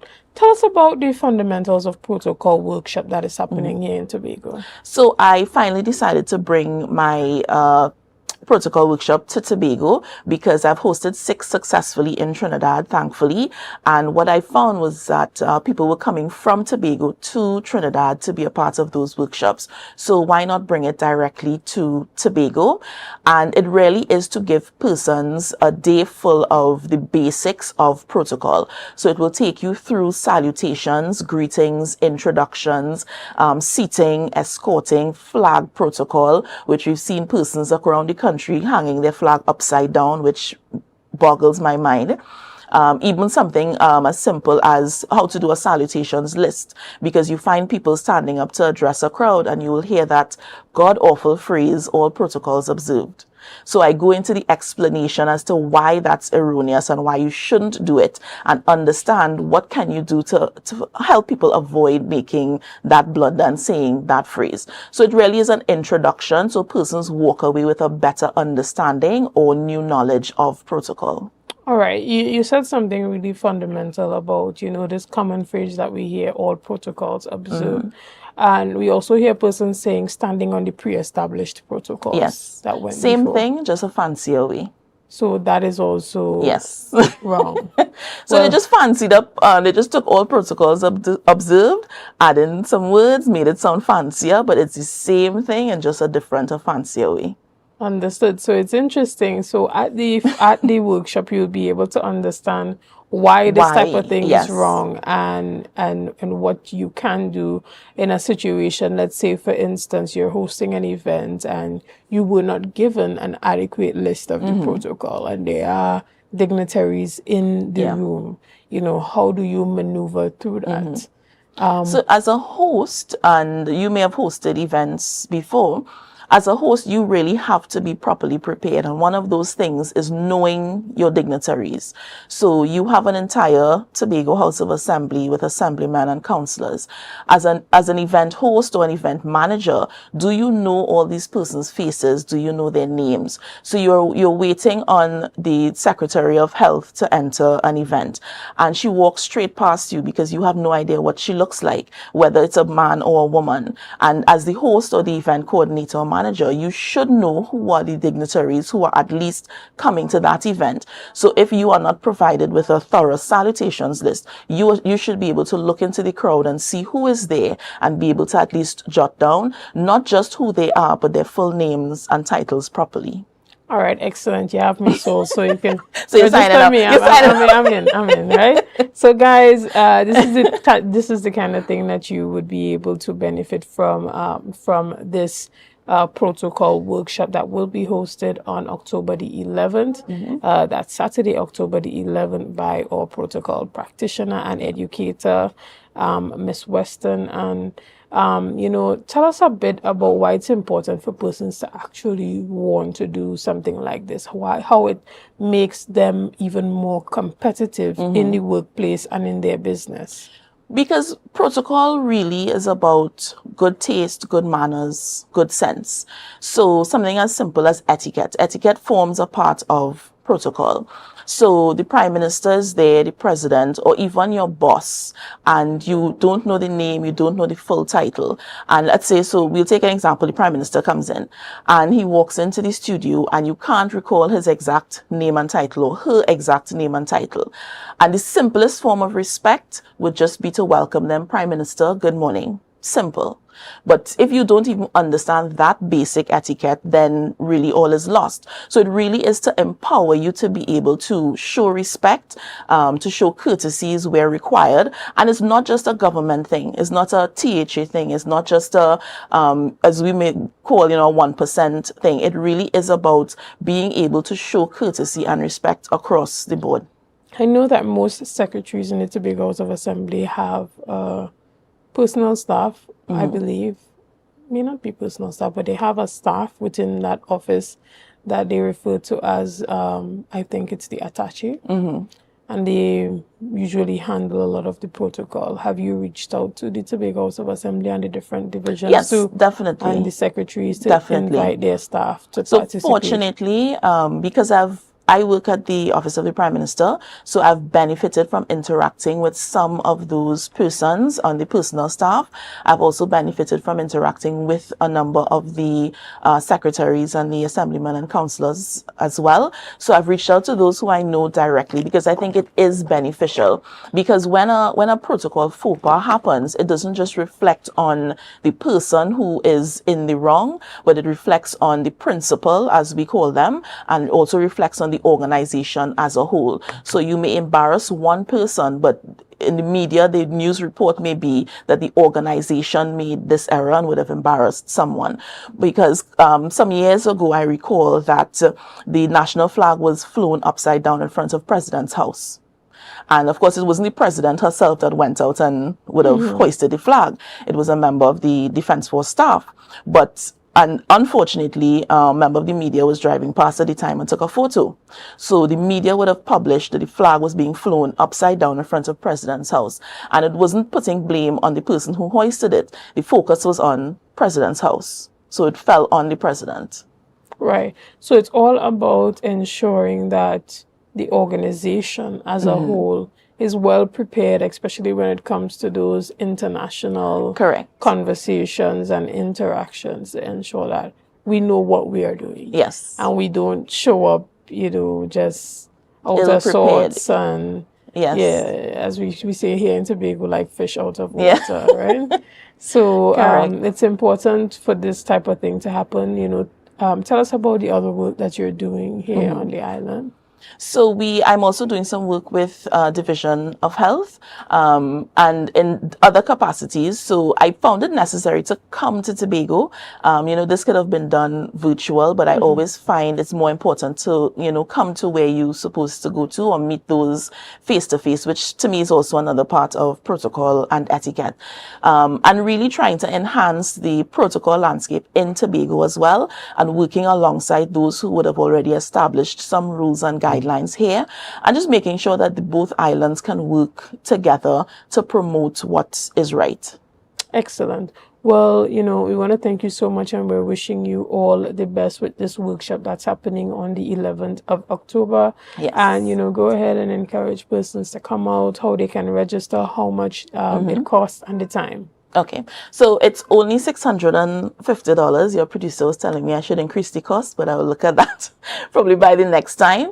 It's only $650 because I really believe that the education, sharing the information is what is most important. If you have no knowledge, if you would like to get some knowledge or you would like a refresher, this is the workshop that you need to be at. I'm bringing it specifically to Tobago because I've had persons come across to Trinidad. So we want to save on that cost and bring it directly to you. And of course, there are going to be elements of Tobago protocol as well. So we're going to learn across the board. Most importantly, we make protocol fun. And that may sound very strange to people, but it's engaging and it's extremely fun. And you walk away a lot more empowered and a lot more informed. So join us on the 11th of October. If you want to register, you can check us out on Facebook or Instagram under The Dignitary. And you can send us a message, or the link is available there, and you can sign up. Excellent. And again, we want to thank you for bringing this workshop to Tobago and ensuring that Tobagonians are a part. Yes. And that we can benefit from all the knowledge that you have. Again, we can follow you at The Dignitary. The Dignitary on Instagram, The Dignitary Protocol. The name of the organization is The Dignitary. If you're also on LinkedIn, I'm Shayna Weston on LinkedIn. And what I do is share a lot of protocol tips via those social media platforms as well. So feel free to follow, and all the learning continues on those platforms also. Excellent. Well, I'll be sure to give you that follow so that I can get those little tips. I believe that, even persons who are in the media, they can benefit from that. Persons who own businesses, as you said, when persons who are dignitaries come into their establishment, they know how to treat with them. They know how to greet them. And, even as a member of staff, knowing protocol can really help move you forward in your career. Definitely. So I think that this is a great thing that you can have. If I can leave you with one tip, and leave your viewers with one tip as well, just so that you walk away with something extra. A lot of people misuse the title honorable, the honorific title honorable. So you may hear someone walk into a room and they say honorable prime minister or honorable minister, which is the incorrect use of it. So the honorific title of honorable goes with the person's name and not the title. So it's never honorable minister or honorable prime minister. It's always honorable and the person's name. Understood. Well, I got that one. Can you put that one? That one is free. Put that one in my pocket and keep it for later. All right. Well, we're gonna take a quick break right here, and we'll be back with much more conversations after this. See you soon. Rise up to a brand new dawning as the passion start to rise. The energy fill the sky. We are things to celebrate. So let me see. The Division of Food Security, Natural Resources, the Environment and Sustainable Development invites all to Louisdor Open Day 2025. That's right, the Louisdor Nurseries will be hosting its Open Day on Friday, 12th September from 9 a.m. to 4 p.m. On sale will be tree crops, seedlings and ornamental plants, free health checks, games and giveaways. Bring your small machines for free diagnostics. You don't want to miss it. The event of this century is here. AMPLIA. 100 years of excellence to honor the past and ignite the future. Saturday, September 30th at the Magdalena. The Centennial Gala, hosted by Bishop's High School Tobago. An all-inclusive evening of entertainment, culinary delights, and timeless vibes. And at midnight, raise your glass as we welcome the next 100 years. Limited early bird tickets, $750. Secure yours at islandetickets.com. An all-white affair. One night, one century, one legacy. Want to get better? Where to start? What kind of exercise to do? What to eat? How to get restful sleep? Need a doctor to search for root cause? Look no further. Come to Majuba Hill Lifestyle Center Foundation at our Wellness Center in Goodwood, or Food Hub in Darrow Springs, Scarborough, or Doctor's Office in Goodwood and Darrow Springs. Contact 49 Swift 4979 438. I send in a big, big, big, big dirty bun for you. Better than them. And I have a big, big, big, big dirty bun for you. So you better door run. Come on, fun, me say door run. Good morning, Bacchanal. How do you do? It's very critical. Talk to you, but it's a long, long, long, long road. I'm going on. And I need somebody to me life. I stay strong. Bless me with Juve. Carnival is my time.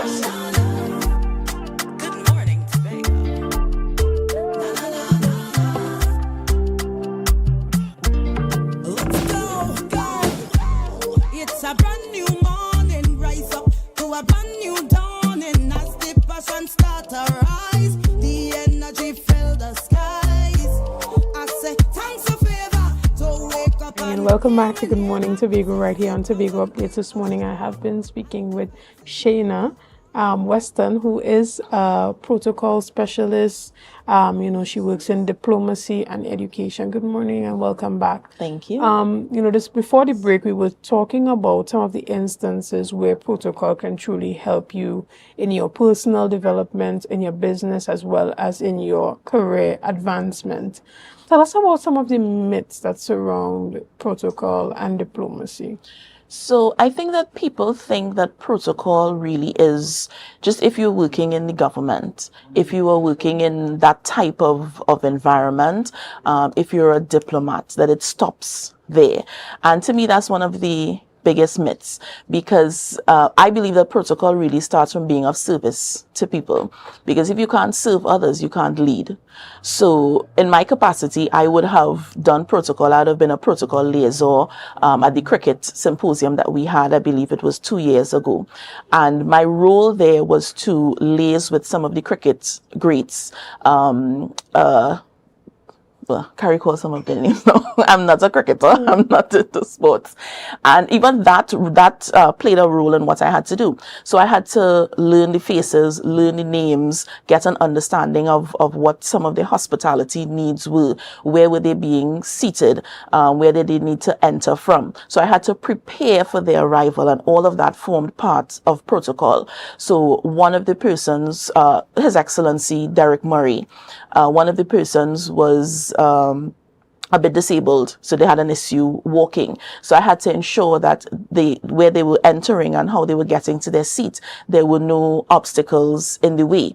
What are their allergies and so forth. So all of that forms part of the preparation and the protocol for your high level visit. So it's not just welcoming the president or welcoming the prime minister. There's a whole preparation that takes place. We just recently came out of the official visit of the Prime Minister of India. And even the media's understanding of, was it a state visit or was it an official visit?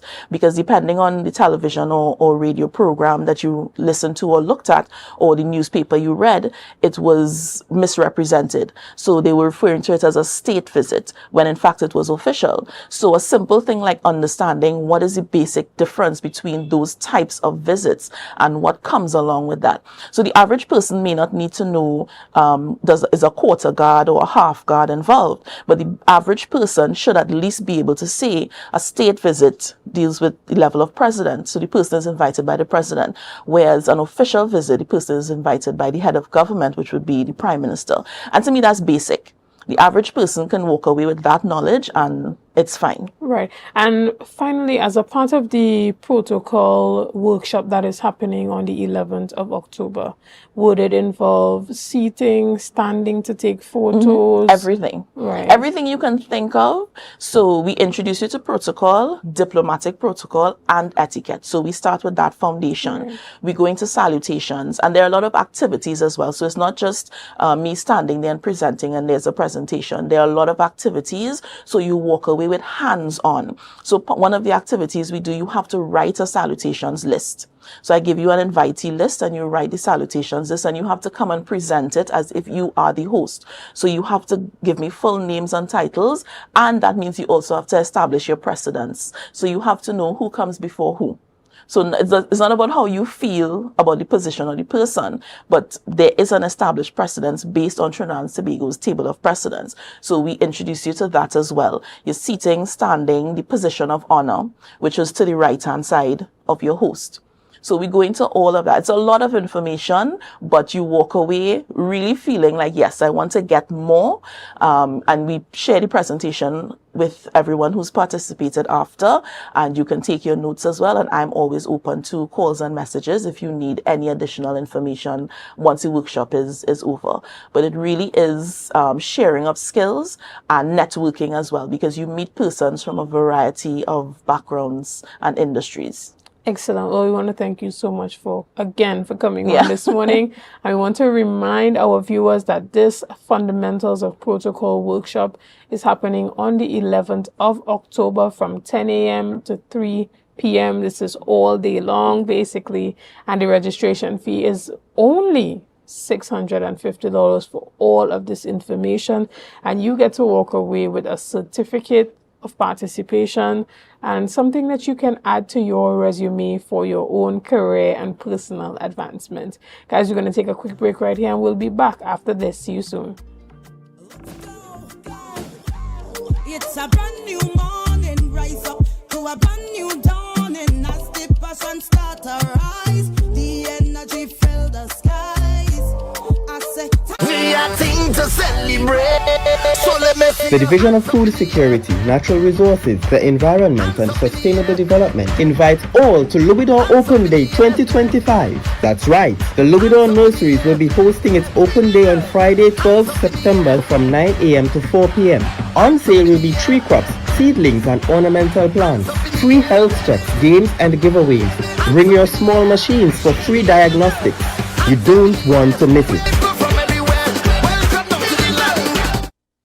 Coconut's Cafe, the buffet restaurant that specializes in all your tasty local dishes. For breakfast and for lunch. Breakfast includes coconut bake and sada roti, served with chokers, bull joil, and sausages in tomato sauce. Not forgetting beef and cheese pies, shepherd's pie, macaroni pie, and rice in various styles. Meat served in a variety of flavors, garden salads, and pasta salads. All this accompanied by fruit juices, coconut water, your choice of a great combination to appease your taste buds. So call us today to order, as we are here to accommodate your busy schedules or if you are having a cooking day off.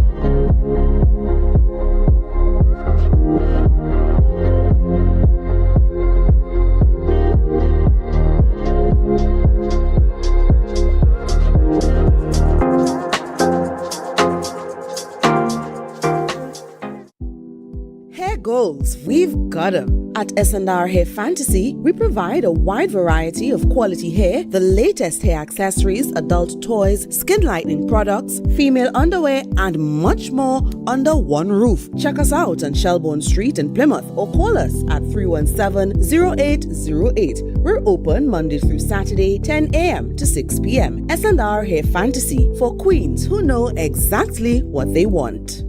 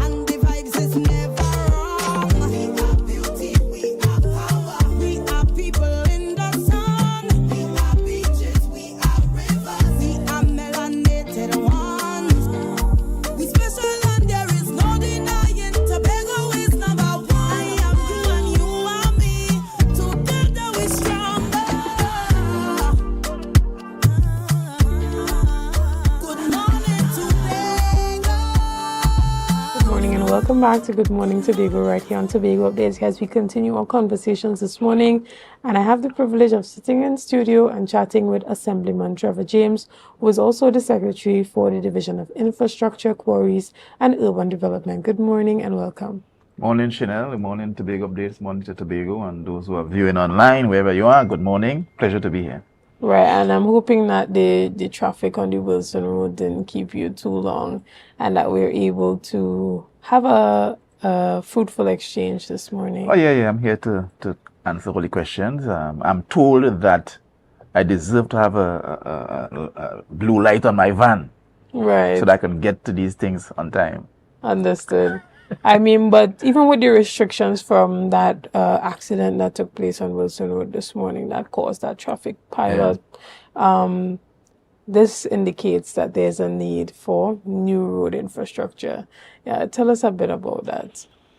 Well, we in Tobago, we have been suffering from a lack of development of all types, vertical and civil development across the island for years. And the road infrastructure network that we have simply does not allow us to expand. You know, the Claude Noel Highway, all the lighting towers are immediately right off the road. So if you want to, you know, make it a dual carriageway, for example, it's almost impossible. And going in every direction, going east, going west, going north, going to Plymouth, we have the same restriction where we just simply are boxed in by these limited roads. And so if our population increases by 10, 15,000, you could imagine the constraints that we will be faced. And so there is a need for a long-term plan, you know, that moves Tobago and Tobago's economy forward, and therefore road infrastructure will be critical to facilitate that kind of a growth.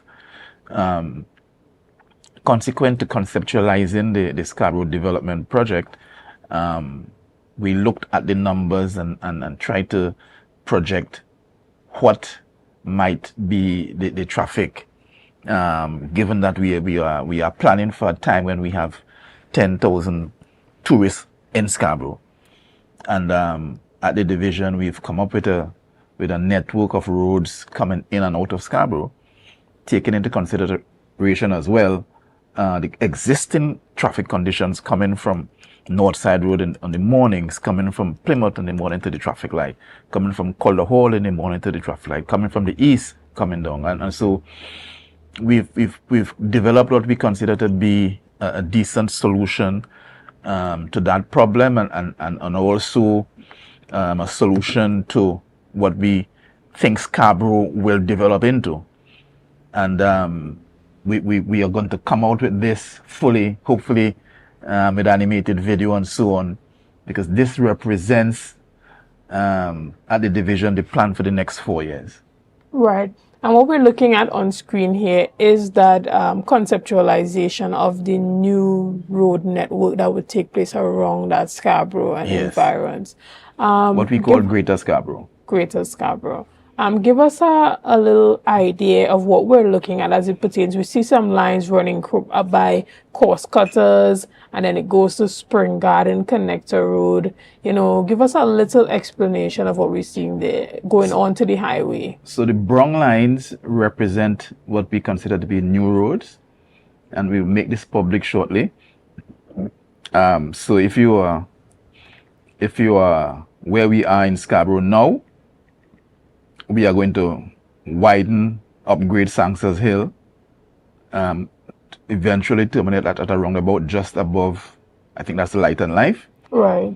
And we'll do a highway crossing over the Claude Noel Highway into another roundabout across the road, I think somewhere close to where Wassa has that pump now. Right. And we are in discussions with the owners there. And then we will loop back onto Claude Noel going east. If you're coming from west from Crown Point side, you can now go into that roundabout, come across Sangsers Hill, get into Scarborough. If you're coming down from the east, along Claude Noel Highway, you can now enter Scarborough through that entry up to the roundabout, come around to Light and Life, and you can get into Scarborough via Smithsfield or via Sangsers Hill, Lower Sangsers Hill. I think the goal is to get Sangsers Hill one way heading from Scarborough towards the highway. Right. And I know that, you know, patrons are excited to hear this type of news, especially the drivers, persons who go to school within the Scarborough district. We are happy to hear that there is a solution on the cards for this traffic pileup that we see. I mean, it's not the worst compared to other places, but it's still a situation where we have not even completed our development as a society yet. So when we really do start seeing an increase in population size and more development where as it pertains to infrastructure around the area, how will we then be able to maneuver through? So with these type of projects being on the cards, we look forward to greater efficiency as it pertains to traversing through the Scarborough area. Indeed. And we at the division, headed by the design team, we've been planning ahead. And we have a couple of the road infrastructure projects in and around Scarborough and Lower Tobago that we'll come out with as well, to demonstrate to the public that what we want to do as a government in Tobago is to sell the public that if we don't build this island ourselves, nobody will build it for us. And we must plan ourselves for the next 50 years. We've been stuck in a cycle of maintaining what our forefathers built 50, 60, 70 years ago. And we somehow have become content that if we just maintain this infrastructure, we're good and we're happy. The roads are smooth enough and we are content. But we have a situation where the THA is employing a large number of persons, and we have to find a way to move away from that. And one way we can do that is to have the private sector invest money in various spheres, in various areas. And that will bring more people, more movement, more need for transportation, more need for roads. And so we're trying to position the nation at a point where when that development in fact comes, we are ready. Right. And, you know, even as it pertains to the availability of resources, there are resources that are available that people are simply unaware of. There are businesses who are unaware of the fact that they can come to the THA and apply for things like state lands and grants and loans. Talk to us about even, you know, as it pertains to the business sector, being able to tap into some of the resources that will help to further that development. Well, I don't want to talk about state land. That's not my forte. Right. or venture capital. The Secretary of Finance will talk about that. But what I can say is that there is a need for a new breed of entrepreneurs in Tobago. There is a need for us to begin to produce. There's a need for us to have production factories. This is the only way we can go forward. We have, just as Trinidad has, we have a caption market of 1 million people in Trinidad. And we should have first bite to that market. And therefore we have to reduce our cost of production in Tobago so that we can compete with whomever in Trinidad. And so we can have our goods be sold in Trinidad first. We can go into the region and so on, but we have, in our circle in the Southern Caribbean, the biggest market is Trinidad. And you know, I grew up at a time when my parents were sending pigeon peas to Trinidad, for example.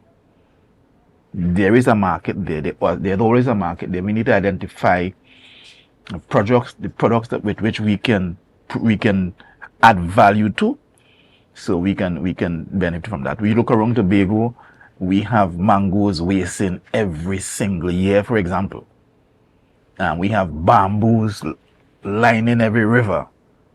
There must be ways that we could invest and produce and add value to the natural resources that we have, so we can begin to export stuff to Port of Spain, to Barbados, to Grenada, as the case may be, and therefore increase production and productive capacity on the island and increase employment in the private sector. All right, and just going back a bit to the new road network infrastructure that we discussed earlier, you know, what is the probability of us actually getting that road done with the limited resources that we have? We came into office, Chanel, and we met Friendship Estate, bought by the THA in 2009, with a plan to build the road that we have now built. And we in Tobago have to develop the will to do what we must. You look across Port of Spain, you look across Barbados, you look across St. Lucia, the more populous islands in the lesser Caribbean, and we are significantly behind. We have been bottled into this 4.03% of the Trinidad and Tobago budget, and we have to find a way to move the mindset away from 4.03 or from some percentage to focus the budget on the developmental needs of the island and to present that case to those in Port of Spain to say, listen, this is what we need for our island to move from where we are today to where we want to get in 10 years. The budget allocation must be based on that. And I hear this talk about limited resources, but Tobago is rich. Tobago is rich in energy resources. And the conversation has to start in the secondary schools, in the primary schools, in the homes, as to how do we get an equal share of those resources that rightfully belong to us to develop our island. Because when Trinidad found oil southeast of the island, that is what was used to develop Trinidad. If we have energy resources around our island now, certainly a major percentage of that must be used to develop Tobago. And so I don't buy into the idea that we have limited resources. I think we have significant resources, and we need to create the legislative arrangement and the governance arrangement in order for us to benefit from that. And there's no doubt in my mind that we must benefit from it. Understood.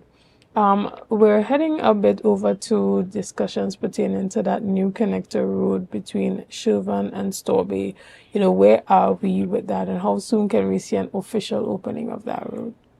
Well, the road is complete. The contractor is now finishing up the marking and the cleaning and demobilizing and so on. And our engineers will go down again. We've developed a snag list already for the contractor to attend to, and they will do a final walkthrough today, tomorrow, and we are planning to open that road on the 16th of September for public use. So I think we are going to put out a communique to spell out the right turns or no right turns along the road, and hopefully that will come out by tomorrow. Understood. What about the lighting infrastructure around the roadway? Have those been completed as well? Tech should start tomorrow, still Friday, to install lights down there. So we're hoping that by opening on Tuesday, at least the intersections will be lit. Okay, because we know that the poles have already been erected, but it's just for them to Yes, some of the poles have been erected already, and they're going to start putting up lights, hopefully over the weekend. Okay, tell us about that existing Wilson Road. Is it going to still be open for regular traffic, or will this now be an opportunity for much needed work to be done on that road? Wilson Road? The main road there in Compound, yeah, on the Milford Road? Milford Road, sorry. Yeah, we're going to have discussions with the Ministry of Works, Ministry of Finance, who are the principals regarding the airport, to see what the traffic movements would be in that area. At the division, we have considered various scenarios in terms of one-way in and out of the airport and so on. We have a major challenge with where they have placed their roundabout. We've made the point to them that the roundabout is within the airport authority compound now, and that can't be the case. So we need to have a conversation with the new minister. We haven't been able to secure that meeting as yet, but we have considered various scenarios for widening some of those cross streets between Milford Road and Storby Local Road, and making some of them one way and so on. And so we will continue to streamline that once we have the conversation. We also believe that the road conceptualized by Pure in Trinidad, come around the back, should also be constructed. Those are conversations we will have to determine who pays for what, excuse me, how and when, how long it will take, and so on. But Milford Road will continue to be used as a two-way for now, and Strawberry Local Road will continue to be two-way for now as well. Okay, and we are expecting to have a huge alleviation of traffic along that Milford Road. Absolutely, I think the population in the West and general Tobago population will be pleased with what we've been able to deliver. I think we have attempted as a government to sell to the minds of the Tobagonian that listen, if we don't start, if we don't find a way to mix new infrastructure with maintenance of the old infrastructure, and if we don't find a way to bring that balance, then we can never move forward. I think we've demonstrated, not only in infrastructure, but in sporting infrastructure, not even civil infrastructure, but in sporting infrastructure, we're trying to get the population to move forward quickly, and to realize that there's limited resources, yes, and they have choices to be made, and we make choices for the long-term development of the country, and sometimes we have to give up some maintenance, we have to give up some potholes maybe, in order to get a new road, because that's where the decisions are made. And over the over the 3 years I have been secretary, when the PNM was in office in Trinidad, we have seen the reduction of the development budget from $100 million to $40 million, and so we are hoping for better consideration from this new government as we try to build the infrastructure needed in Tobago. Understood. And they say that the boys down at DIQUD are the most busy. The boys down there? They are the most busy that they have ever been in a long time. They're saying that the engineers, everybody's outside now. You know, there's a lot of work that's happening within the division of infrastructure. Tell us a bit about what's happening right now. Well, you know, what we have tried to do is to restructure the division, especially the technical part of the division, into a functional, maybe a functional matrix. And so we now have 7-8 heads that control various sections, and I think over time we will see that the benefit of that. So the engineers can sit and do what they've been trained to do, to design and investigate and provide solutions to problems that the Tobago has. And I think that is taking root, and you would see more of that. So yeah, we are working. We've procured several new pieces of equipment, and we've trying to find a way for the staff to buy into this I Love Tobago thing, because from where I sit, too many of us still believe that we must work the least we can for the day, and we really as a people need to say to ourselves, listen, if we want to build this nation we call Tobago, then we all have to give more than we have been given at every level. And I'm hoping the staff can buy into that, you know, and give more, because the more we give, the more our children benefit and more our grandchildren benefit.